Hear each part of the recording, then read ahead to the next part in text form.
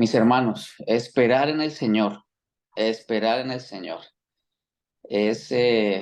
una, una, una habilidad que de entrada ya estamos preparados para poderla eh, llevar a cabo sin ningún inconveniente.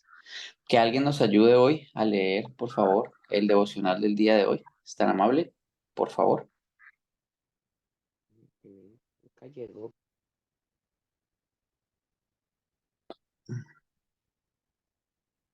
Listo, Alejo. Esperanza en el silencio. Yo envío mi mensajero y él prepara el camino delante de mí. Y vendrá de repente y su pueblo, el Señor a quien ustedes buscan, el mensajero del pacto en quien ustedes se complacen, ya viene, dice el Señor de los ejércitos. Malaquías 3:1. El pueblo de Dios es un pueblo que espera. Por Dios es un pueblo que espera. Después del regreso del desierto en Babilonia, los profetas menores Ageo, Zacarías y Malaquías llevaron la palabra de Dios a su pueblo. Su mensaje fue similar a los que sus predecesores habían dicho antes de que el pueblo fuera al cautiverio. Ustedes, israelitas, son ridículos. Rompen el pacto una y otra vez y siguen rompiendo el pacto. Dios vendrá en juicio. Pero el mensaje de los profetas menores no fue solo de juicio, también había esperanza. Físicamente habían regresado a la tierra, pero espiritualmente el pueblo seguía en el exilio. Judá, con todo lo que quedaba de Israel, se aferró a la esperanza de que Dios cumpliría su promesa y que su pueblo podría disfrutar de sus bendiciones. No obstante, el reino de Dios aún no había llegado, de la manera en que los profetas anteriores habían declarado que sucedería, porque el rey de Dios todavía no había llegado. Así que el pueblo seguía esperando que el Señor regresara y cumpliera todas las promesas de salvación. Malaquías, el último profeta del Antiguo Testamento, insistió en que el rey todavía aparecería. Pero lo que sucedió a continuación fueron 400 años de silencio. Las personas nacían, se ocupaban de sus asuntos, trabajaban y morían, y el ciclo continuaba. Probablemente se preguntaban unos a otros, ¿qué pasa con estas palabras? Yo envío a mi mensajero y él prepara el camino delante de mí. Ha pasado siglos desde esta promesa. Eventualmente, algunas de esas personas podrían haber estado de camino al mercado cuando un personaje de apariencia graciosa, con un atuendo extraño y una dieta exótica apareció en las calles citando el Antiguo Testamento. He aquí, yo envío mi mensajero delante de ti, el cual preparará el camino, ¿verdad? El cual preparará el camino del Señor. Hagan derechas sus sendas. Marcos 1:2-3. Con estas palabras, Juan el Bautista puso fin a generaciones de silencio. Después de muchos años de espera, Dios estaba siendo fiel en cumplir sus promesas, tal como lo había hecho siempre. Él envió a ambos, su mensajero y su rey, para que todo el pueblo pudiera experimentar su bendición, es decir, el cumplimiento de la salvación por medio de Jesucristo. En nuestros días, el pueblo de Dios sigue mirando hacia el futuro. Sabemos de que Jesús ha venido. También sabemos de que regresará. El reino de Dios todavía no ha llegado a su gloriosa plenitud. Por tanto, somos un pueblo que espera en un mundo de gratificación instantánea, un pueblo expectante en un mundo de rápidas desilusiones. Cuando parece de que Dios está demorado demasiado en cumplir sus promesas en tu vida, no pierda la esperanza. Generación a generación, Él ha probado ser fiel y al enviar a Jesús introdujo al que cumplió cada promesa. Puede descansar en su constancia. Sí, dice Jesús, vengo pronto. Apocalipsis 22:20. Él era exactamente como ha dicho. Segunda de Pedro 3:1-13 para profundizar. Muchas gracias, pastor. En esta mañana vamos a iniciar con resolviendo una duda, una pregunta que se generó en la mitad de la semana, pero a partir de allí vamos a aprovechar e iniciar el desarrollo de nuestro tema esperar en el Señor. Y quiero que vayamos al Evangelio de Juan, capítulo 11, versículo 39, en donde dice: corran la piedra a un lado, les dijo Jesús. Entonces Marta, la hermana del muerto, protestó: Señor, hace 4 días que murió, debe haber un olor espantoso. Jesús respondió: ¿no te dije que si crees verás la gloria de Dios? Así que corrieron la piedra a un lado. Entonces Jesús miró al cielo y dijo: Padre, gracias por haberme oído. Tú siempre me oyes, pero lo dije en voz alta por el bien de toda esta gente que está aquí, para que crean que tú me enviaste. Entonces Jesús gritó: Lázaro, ven fuera. Y el muerto salió de la tumba con las manos y los pies envueltos, con vendas de entierro y la cabeza enrollada en un lienzo. Jesús le dijo: quítenle las vendas y déjenlo ir. Mis hermanos, santidad, santificación, pecado remanente. Es solamente una pequeña puntualidad para continuar. Si notamos, en este escenario, habían 4 días de que Lázaro estaba en proceso de descomposición, ya su cuerpo expelía olores horrendos, y cuando el Señor, a través de su palabra, le dijo: Lázaro, ven fuera, él lo habilitó, es decir, todos sus órganos, todo su cuerpo pudo responder a la orden. Pero en últimas, quien salió caminando de esa tumba fue Lázaro. No Jesús lo sacó ni caminó por él, sino que fue él. Entonces, cuando hablamos de santidad, tenemos que hablar de que si en este instante morimos, estamos en la presencia de Dios y tenemos la santidad y la justicia suficiente para estar delante de Él. Por cuanto Jesús, cuando tomó nuestros pecados en la cruz, el Padre le dio la espalda, el Señor dijo: pero me has abandonado, y luego resucitó, y el Padre dijo: mira, eso que hizo mi hijo, yo lo acepto. Y toda la justicia, toda la obra perfecta de Cristo se fue puesta sobre cada uno de quienes en Él creemos y confiamos por la fe. Entonces, ya tenemos la santidad suficiente. Ahora, pecado remanente es otra cosa, es una lucha, es algo que el Señor nos deja para que nuestra cerviz esté permanentemente doblada.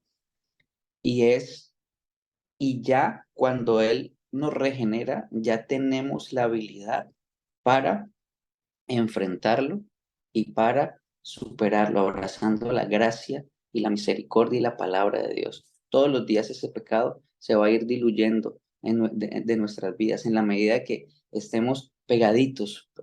Pedro dice que somos piedras vivas, y si ustedes han visto un carbón, cuando hacen el asado, lo sacan y lo ponen a un lado, el carboncito se va a ir apagando, se va a ir apagando. Entonces, ese pecado remanente existe. Ese pecado remanente es la lucha que tenemos, pero ya tenemos el software, así como el celular se actualiza y ya le permite tener otras funciones. Asimismo, el Señor ya nos habilitó para nosotros estar parados de frente, mirando al pecado, pero ya no viviendo en él, pero ya no deseándolo, pero ya no anhelando ese estilo de vida. ¿Se acuerdan que hemos hablado de ese estilo de vida? Entonces, el esperar en el Señor ya está en nosotros, o sea, ya estamos habilitados para esperar en el Señor. Ya ese software lo tenemos. Ahora, vamos a revisar qué es lo que pasa y cuál es la situación que hay en nuestra realidad como creyentes, que en ocasiones nos impide y nos hace perder el foco de donde debemos estar viendo. Cuenta la historia que hay un paso que está en el sur de África. Ese paso en el sur de África, en el 1800, alguien lo bautizó como el Cabo de las Tormentas. Y más adelantico, ese mismo paso, sí, fue bautizado como el Cabo de la Buena Esperanza. Entonces, tenemos un mismo lugar con dos nombres: Cabo de las Tormentas o Cabo de la Buena Esperanza. Y eso es lo que ocurre en el día a día de nuestra vida como creyentes. Nos quedamos viendo nuestra realidad con los ojos del Cabo de las Tormentas, cuando el Señor nos dice que debemos verlo con los ojos del Cabo de la Buena Esperanza.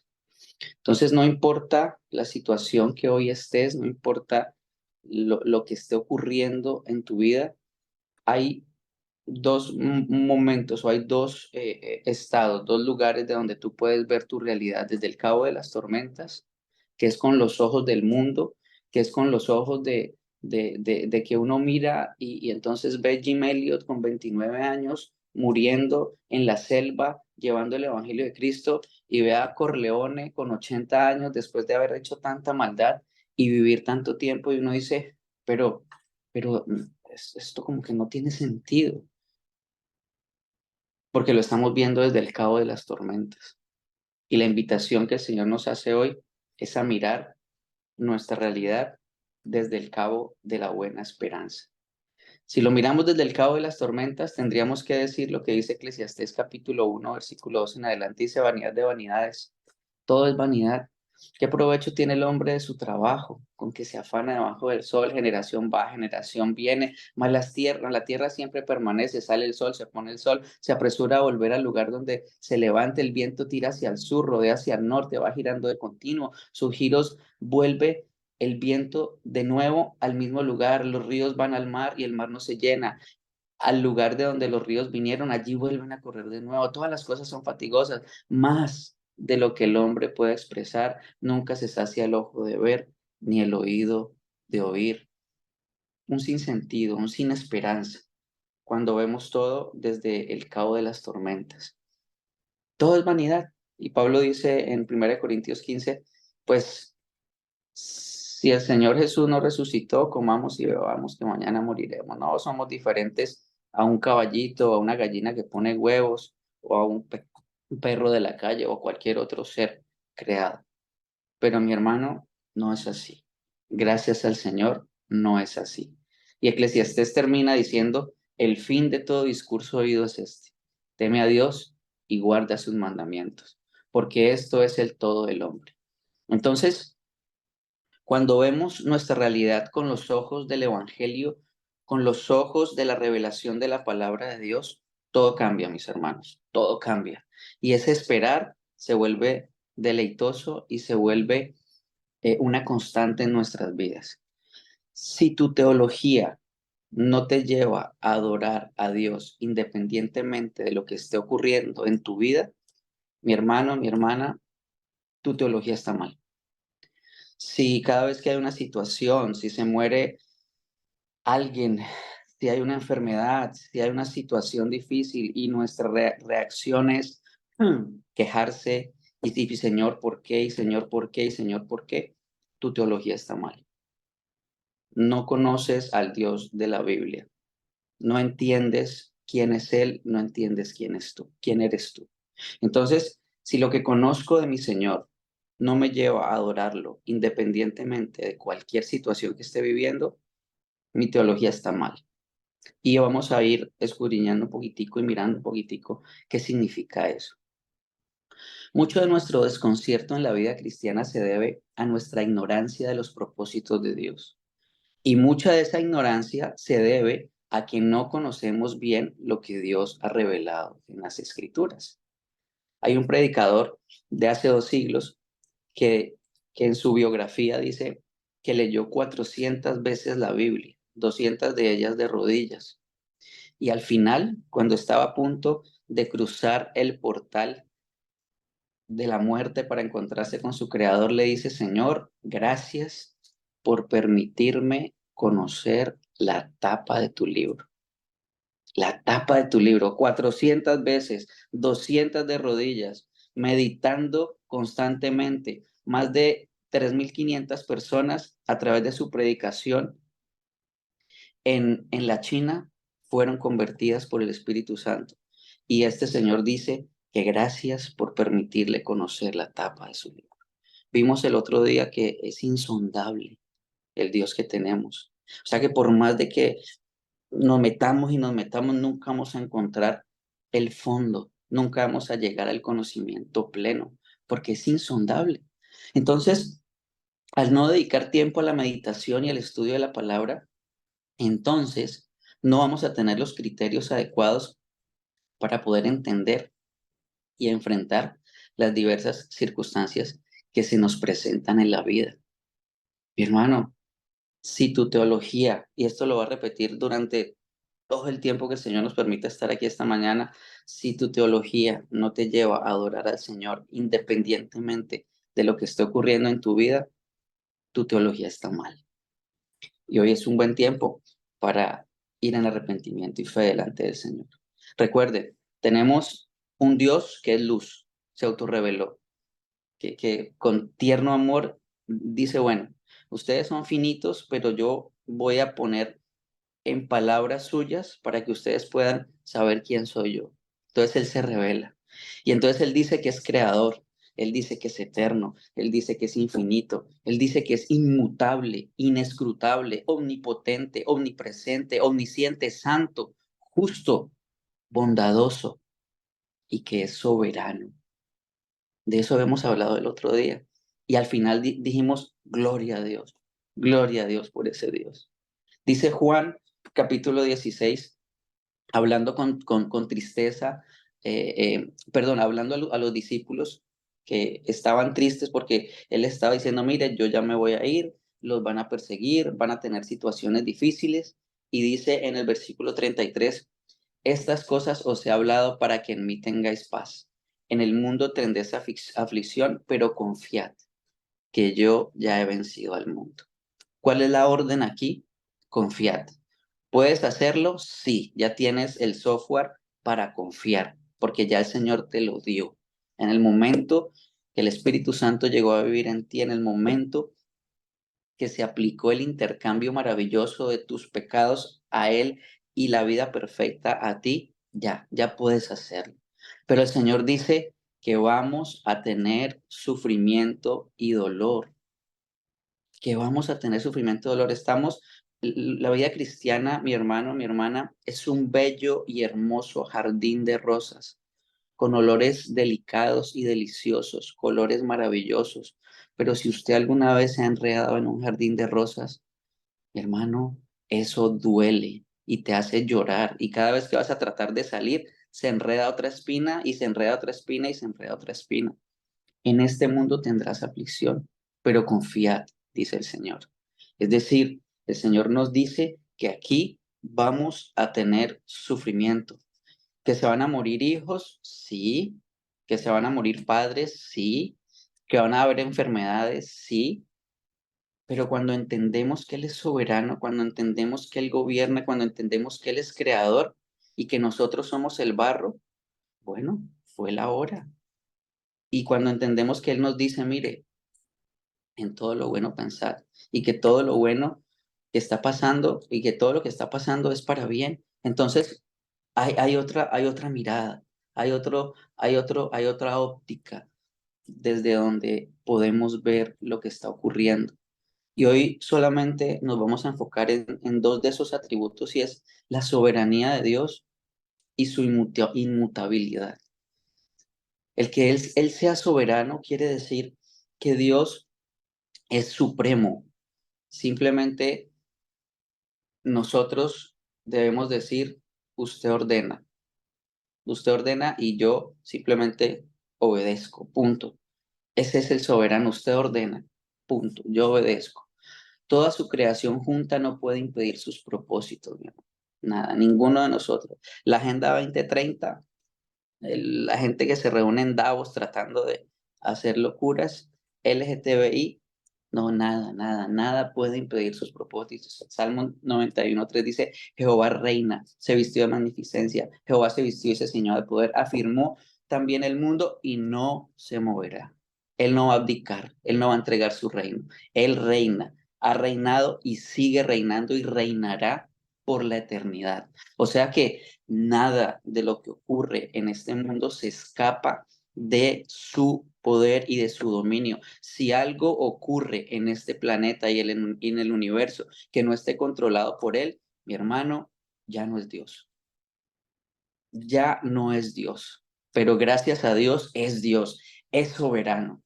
Es soberano. Y alguien puede decir, bueno, y si es soberano, ¿por qué hay tanto mal? ¿Por qué hay tanto dolor? Santiago 1:13 lo explica claro y dice, cuando alguno es tentado, no diga que es tentado de parte de Dios, porque Dios no puede ser tentado por el mal, ni Él tienta a nadie, sino que cada uno es tentado cuando de su propia concupiscencia se ha atraído y seducido. Entonces, mi hermano, simplemente la lejanía de los hombres de su creador hace que su corazón sea más perverso, más inclemente, más malo. Y ahí está la maldad, pero el Señor gobierna, el Señor sigue gobernando y lo podemos entender leyendo Génesis capítulo 20. José, tierna edad, jovencito, viviendo su vida feliz, chévere al lado de su padre, al lado de su hermano menor, aprendiendo a escribir, aprendiendo a leer, es separado por sus hermanos, por la envidia, y lo venden. Y luego va de esclavo a servir a la casa de un egipcio. Y luego, por obedecer al Señor, lo meten a la cárcel. Y luego, después de muchos años, se encuentra con el copero y 3 años después es llamado delante del trono. Y han pasado poco más de 30 años. Pero él sabía. Al final sus hermanos cuando se muere su padre están asustados y dijeron, bueno, se murió mi papá, ahorita mi hermano, mejor dicho, va a tomar venganza. Y él dice, ustedes pensaron mal de mí, mas Dios, ese siempre pero es maravilloso, mas Dios, pero Dios lo encaminó a bien para hacer lo que vemos hoy, mantener mucho pueblo. Aún esas cosas perversas que hacen las personas, el Señor la encamina para cumplir sus propósitos eternos. Entonces Él está gobernando, Él sigue gobernando. Y en ese orden de ideas, cuando Romanos 8:28 nos dice que sabemos que a los que aman a Dios todas las cosas le ayudan a bien, entonces podemos tener esperanza, entonces podemos comenzar a respirar profundo y a pesar de las circunstancias, a pesar del dolor, que mi hijo se muera, que mi hija se muera, mi hermano, yo solamente ahorita estaba hablando con el pastor de mis hijos y, y no sé qué se sentirá en ese escenario, pero aún así que el Señor me conceda fe para esperar en Él, para entender que somos el barro y que Él hace lo que quiera y que ese era el momento de ella o de él, o que la enfermedad que fuera, que ese sea el momento, porque esos son los ojos con los cuales debemos mirar nuestra realidad, con los ojos del Evangelio,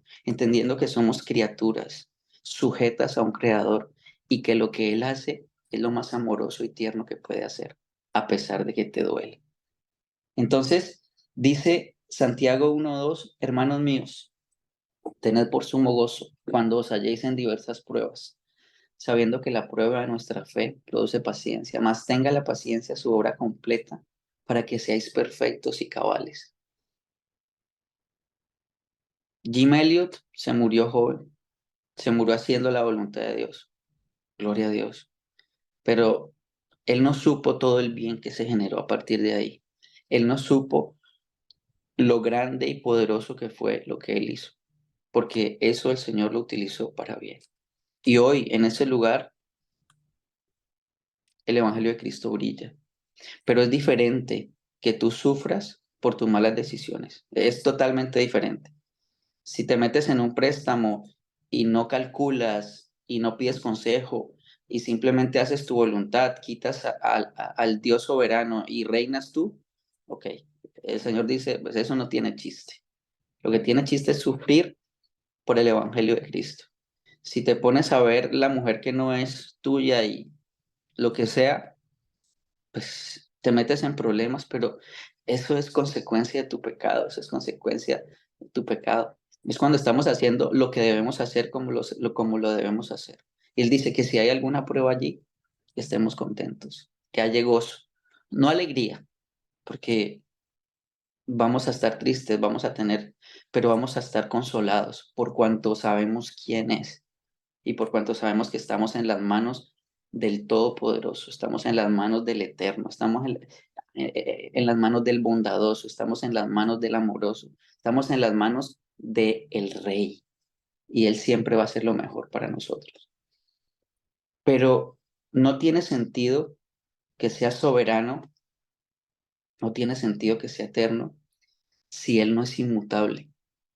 Es decir, si es inalterable, es decir, que es absolutamente digno de confianza.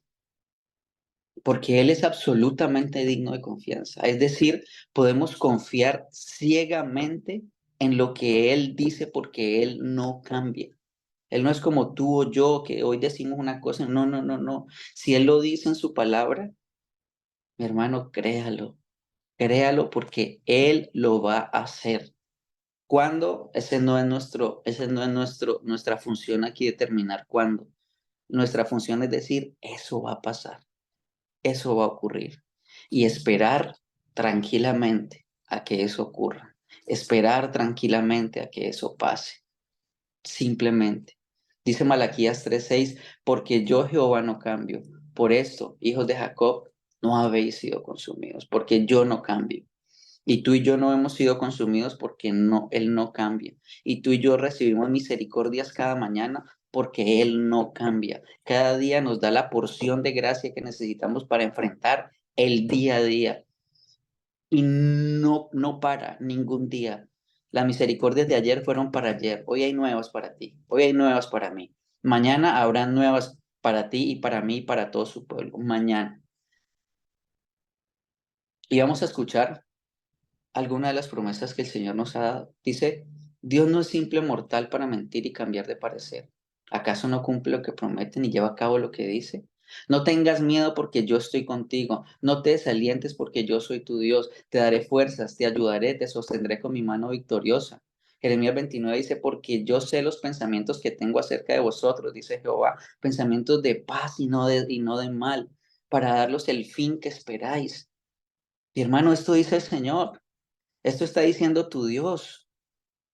¿Estás en esa posición o estás hoy en un sentimiento de queja perpetua porque no tengo esto, porque no tengo lo otro, porque no tengo aquello, porque me falta, porque está enfermo, porque a mí, porque a él y porque a todos y por qué? Mi hermano, mi hermana, si ese es tu día a día, hoy es un buen día para ir en arrepentimiento y fe delante de Dios. Dice el Señor, mira que te mando que te esfuerces y seas valiente, no temas ni desmayes, porque Jehová tu Dios está contigo donde quiera que vayas. Mi hermano, es la promesa que está dando el Señor. Es la promesa. ¿De dónde viene mi socorro? Mi socorro viene de Jehová, quien hizo los cielos y la tierra. Humillaos pues bajo la mano poderosa de Dios para que Él los exalte cuando fuere tiempo, echando toda vuestra ansiedad sobre Él, porque Él tiene cuidado de vosotros. Mi hermano, sabemos que a los que aman a Dios, todas las cosas le ayudan a bien, absolutamente todas. Cuando nosotros entendemos como la roca, como edificar sobre la roca, o sea, escuchar, oír y aplicar y hacer. Entonces, todas las cosas le ayudan a bien, todas. Si se muere alguien que amo, todas las cosas le ayudan a bien. El Señor dice que sí. Voy a sufrir, sí. El Señor Jesucristo lloró antes de que Lázaro volviera a la vida. Nuestras emociones, sí, nunca se van a apartar de nosotros, hacen parte. Pero si tu teología no te lleva a adorar a Dios independientemente de la realidad en que vives, tu teología está mal. Y la única manera que nosotros podemos tener para esperar en el Señor es conocer a ese Dios, es abrazar cada una de sus palabras como tesoro. El Señor dice que cuando encontró ese tesoro, mejor dicho, vendió lo demás para tener ese tesoro, dice el Señor Jesús. Entonces, 400 veces, mi hermano, ¿cuántas veces llevas leyendo la Biblia? ¿Cuántas te la has leído de tapa a tapa? Alguien que la leyó 400 veces dijo que solamente pudo conocer esto de él. Gloria a Dios, Dios eterno, infinito, inmutable, inescrutable, omnipotente, omnisciente, justo, santo, bondadoso. Que el Señor nos permita cada día conocerlo, que el Señor nos permita cada día entender cada vez más su palabra. De la única manera que tiene el creyente de esperar en Él es conocerle, es vivir esa vida eterna ya, que te conozcan a ti, al único y verdadero, y a Jesús, a quien has enviado. Y mire esto que dice el Señor en Proverbios 3, 5, 7, a la luz de lo que hemos hablado en esta mañana. Confía en el Señor de todo tu corazón, con todo tu corazón. No dependas de tu propio entendimiento. Busca su voluntad en todo lo que hagas y Él te mostrará el camino a tomar. No te dejes impresionar por tu propia sabiduría. En cambio, teme al Señor y aléjate del mal. Eso solamente puede tener sentido cuando entendemos que es creador, que es justo, que es eterno, que es infinito, que es inmutable, que es omnipotente, omnisciente, justo, santo, bondadoso. Y cuando nosotros vemos a ese Dios, independientemente de las circunstancias, lo único que puede generar en nosotros es decir, la gloria y la honra sea para ti, porque eres soberano, porque estás gobernando, porque me reconciliaste contigo y no tenías que hacerlo, pero tanto me amaste que preferiste acabar con Cristo en la cruz para no acabarme a mí. Y todo lo que haces en mi vida es para mi bien. Gracias, Señor. Te mando que seas valiente y te esfuerces, dice el Espíritu en Josué 1:9. No temas ni desmayes, porque Jehová tu Dios estará contigo donde quiera que vayas. Mi hermano, ¿cómo esperar? De la única manera que tenemos para esperar es conocerle y deleitarnos en él, porque para él es la gloria, porque él es el que nos da la fuerza para esperar, la potencia para esperar, la paciencia para esperar. Si tu teología no te lleva a adorar a Dios, tu teología está mal. Y ahí está la palabra de Dios, la única que nos va a permitir entender, conocer y al mismo tiempo simplemente arrodillarnos y doblar nuestra cerviz y decir la gloria sea para Él, porque eres el único, poderoso, eterno y verdadero Dios. No hay otro como Él. Y yo soy su criatura. Y solamente, Señor, usted ordena y yo obedezco. Padre Celestial, la gloria, la honra y la alabanza para ti. Gracias por esta mañana. Gracias por permitirnos acercarnos a tu palabra, Señor. Permite que esta palabra que ha sido presentada hoy, Señor, pueda volverse vida en cada una de nuestras vidas, Señor. Que podamos reflejar la luz del Evangelio, Señor, delante de los que no te conocen y que podamos reflejar esa misma luz delante de los que te conocen, Señor. Ayúdanos a esperar en ti, Padre misericordioso. Ayúdanos a conocernos y a deleitarnos en ti cada día, Señor. Y si no lo hemos hecho, Señor, ten misericordia de nosotros y llévanos al arrepentimiento y fe, Señor. La gloria, la honra y la alabanza para ti en Cristo Jesús. Amén.